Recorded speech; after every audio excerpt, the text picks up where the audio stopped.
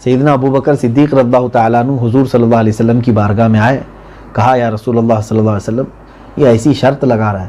حضور اکرم صلی اللہ علیہ وسلم نے فرمایا 3 سال کی بات کر رہا ہے، قرآن میں فی بضع سنین آیا ہے، وہ 10 سے کم کے لیے آتا ہے، 7 سال کی قید لگا دو، 7 سال کے اندر ہو سکتا ہے، اور 10 اونٹ نہیں 100 اونٹ کی شرط لگاؤ۔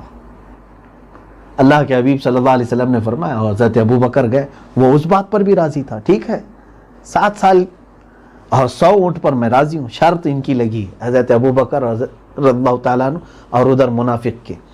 بات یہ ہو گئی۔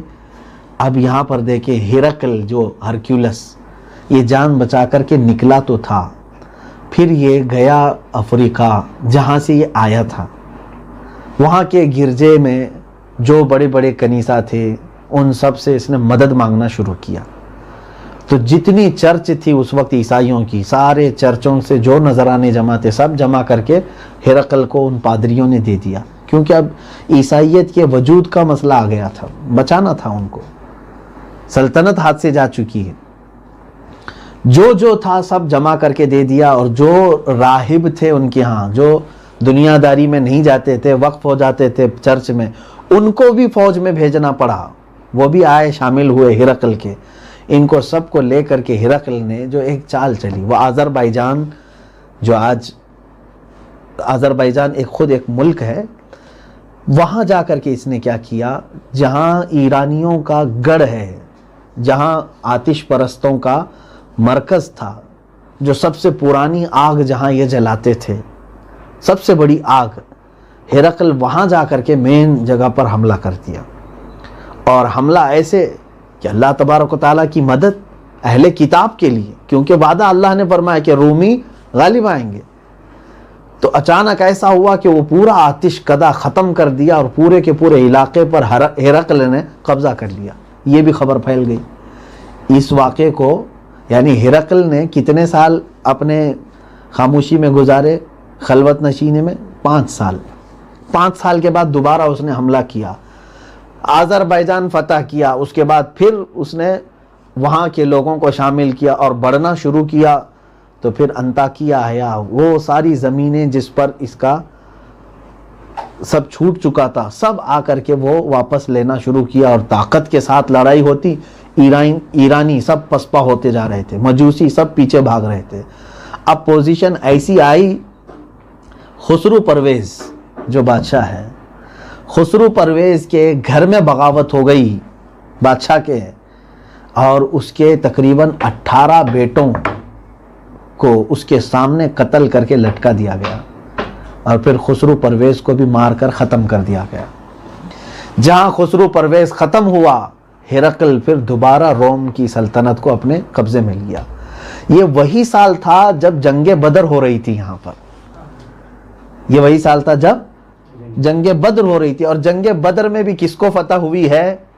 رسول کریم صلی اللہ علیہ وسلم، وہی 313 صحابہ کو، اور ادھر 1000 سے زیادہ لوگوں کو۔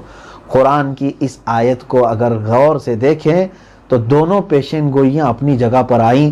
اس وقت قرآن نے کہا تھا جب مکہ میں تھے حضور صلی اللہ علیہ وسلم کہ رومی غالب آئیں گے، جبکہ حالات ویسے نہیں تھے، مسلمان غالب آئیں گے جبکہ حالات ویسے نہیں تھے، اور اللہ تبارک و تعالیٰ نے غالب کر کے دکھایا۔ رومی بھی غالب آئے، ایرانیوں کو انہوں نے ختم کر دیا، ہرقل نے پھر سے واپس پوری زمینیں قبضہ کر لی، کیونکہ ان کو غالب کرنے کی وجہ کیا تھی؟ یہاں مکہ کے جو کفار و مشرکین ہیں یہ بغلیں بجا رہے تھے، حضور صلی اللہ علیہ وسلم اور صحابہ کو تانے مار رہے تھے، دیکھو تم مسلمان ہو اور وہ عیسائی، دونوں تم لوگ بھائی بھائی ہو، تم بھی کتاب والے وہ بھی کتاب والے، اور ایرانی آگ کے پوجا کرنے والے اور ہم بتوں کے پوجا کرنے والے، ہم بھائی بھائی ہیں، پجاری بھائی بھائی ہو گئے۔ اور وہ مقدس کتابوں کو ماننے والے عیسائی انجیل تورات کو مانتے تھے، اور یہ قرآن کے پیروکار۔ تو ان کفار و مکہ نے کیا خوشیاں منائی تھی کہ دیکھو جو کتاب والے ہیں، جو آسمانی دین کو ماننے والے ہیں، وہ سب برباد ہو جائیں گے، اور غالب آئیں گے تو ایرانی آگ کی پوجا کرنے والے اور بتوں کی پوجا کرنے والے۔ اور رب تبارک و تعالیٰ نے ان کی اسی تھیوری کو ختم کر کے دکھایا، نہیں بلکہ غالب وہی آئے گا جس کو اللہ چاہے گا۔ یہ سورہ روم کی میں شروع کی چند چیزیں بتائے، باقی پورے سورہ روم کی تفسیر نہیں بتا رہا ہوں، یہ ایک معجزہ ہے اللہ تبارک و تعالیٰ نے جو بعد میں ہونے والی چیز کو بیان فرمایا میرے نبی کی زبان سے، اور پوری دنیا نے دیکھا۔ اگر کسی کو معلومات نہیں ہے تو وہ تاریخ پڑھے اور اس کے بعد سورہ روم پڑھے، اس کی آنکھیں کھل جائیں گی کہ قرآن نے کیسے پہلے بتا دیا جبکہ ایسے حالات تھے ہی نہیں دنیا میں۔ اللہ تبارک و تعالیٰ کی یہ کلام معجز ہے، عاجز کرنے والا کلام ہے۔ بہرحال دوسری سورہ ہم نے تلاوت کی ہے سورہ لقمان۔ لقمان نام سے ہی آپ کو معلوم ہو رہا ہوگا ایک بڑے بزرگ شخصیت ہے لقمان حکیم۔ وہ نبی نہیں تھے لیکن حکیم تھے۔ اللہ تبارک و تعالیٰ نے ان کو بہت حکمت عطا فرمائی تھی ہر چیز کی۔ نبوت ایک الگ چیز ہے، حکمت الگ چیز ہے۔ وہ نبی نہیں تھے، ان کا تذکرہ قرآن میں یہاں پر بیان ہوا ہے۔ اور کون سی بات کا تذکرہ؟ اللہ تبارک و تعالیٰ نے ان کو بے پناہ علم سے نوازا، حکمت سے نوازا، لیکن اس لقمان حکیم نے اپنے بیٹے کو جو نصیحت فرمائی، اللہ نے ان کی نصیحتوں کو قرآن میں جگہ دیا۔ معمولی بات نہیں ہے نا۔ اور یہیں سے سمجھ میں آتا ہے کہ ہر باپ اپنے بیٹے کو کیا کیا نصیحت کرے۔ باپ کی ذمہ داری اولاد کی تربیت میں کہاں تک عمل دخل رکھتی ہے، یہ سمجھنے کی ضرورت ہے۔ میں مختصر انداز میں عرض کروں گا۔ پہلے تو یہ آیتیں سن لیں۔ قرآن حکیم کہتا ہے وَإِذْ قَالَ لُقْمَانُ لِابْنِهِ وَهُوَ يَعِظُهُ، اور یاد کرو جب لقمان نے اپنے بیٹے کو نصیحت کرتے ہوئے یہ کہا یا بنی لا تشرک باللہ ان الشرک لظلم عظیم، اے بیٹے اللہ کے ساتھ کسی کو شریک نہ ٹھہرانا، شرک بہت بڑا ظلم ہے۔ سب سے پہلی نصیحت کیا کیا لقمان حکیم نے؟ شرک سے بچنے کے لیے۔ یہاں اب تو باپ ایسے ہیں کہ خود ان کو شرک کی ڈیفینیشن معلوم نہیں، اپنے بچوں کو کیسے بتائیں گے؟ پھر بھی میرے عزیزو، ہمارے ہاں بچپن سے یہ طریقہ رہا ہے، بچوں کو انگلی اٹھا کر کے ہم کیا ان کو سکھلاتے ہیں؟ اللہ ایک ہے، اللہ ایک ہے۔ بچے ہمارے بولتے ہیں، یہ اچھی چیز ہے، یہ قرآنی تعلیم ہے، قرآنی تربیت ہے۔ اب بچوں کے ذہن و دماغ میں اتنا راسخ کر دو کہ اگر وہ دو کہنے لگ جائے تو آپ ناراضگی کا اظہار کرو۔ اس بچے کو بچپن سے ہی سمجھ میں آ جائے کہ یہ اس میں دو ہو ہی نہیں سکتا، آپشن ہے ہی نہیں ہے۔ اللہ کے ساتھ کسی کو شریک نہ ٹھہرانے کی نصیحت ہر باپ اپنے بچے کو کرے۔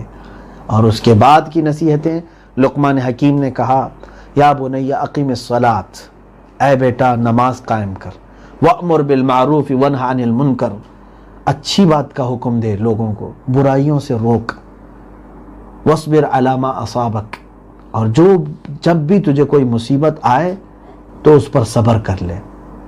اور پھر برائیوں کے متعلق دیکھیں، سب سے بڑی ایک تربیت میں کیا بتاؤں آپ کو، آج ہمارا طریقہ یہ ہے کہ ہم ہمیشہ پیچھے لگ کر کے ان کو صحیح کرنے کی کوشش کرتے ہیں، اور کچھ تو پوری طور پر ڈھیل چھوڑ چکے ہیں۔ دونوں غلط طریقے ہیں۔ ایک بچوں کے اس طرح سے اوپر سوار رہنا کہ ان کو ذرا بھی ہنسنے کا موقع نہ ملے، کھیلنے کا موقع نہ ملے، یہ بھی تربیت نہیں ہے۔ اور نہ ہی اس طرح سے آوارہ چھوڑ دینا کہ وہ ہر ایک کے ناک میں دم کر کے رکھے، یہ بھی تربیت نہیں ہے۔ ہاں، آپ یہ سوچتے ہوں گے کہ میں جتنا ہو سکے ڈرا دھمکا کر کے میرے بچے کو سیدھے راستے پر لاؤں۔ ہوتا یہ ہے کہ تمہاری نظروں سے جہاں بچہ گیا پھر وہ کھل گیا، وہ اپنی فطرت پر آ گیا۔ تم اپنے خوف کے ساتھ بچوں کی کب تک تربیت کرو گے؟ کچھ لوگوں نے کیمرے لگوائے مدرسوں میں، اسکولوں میں، ہم نے دیکھا ہے کہ بچوں کی نگرانی کے لیے کیمرے لگوائے جائیں، ٹھیک ہے، ان کی دیکھ ریکھ کے لیے، لیکن میں سمجھتا ہوں جو سب سے بہترین کیمرہ اور نگرانی ان کی ہونی چاہیے وہ کیسے؟ وہ حضرت لقمان نے اپنے بیٹے کو کہا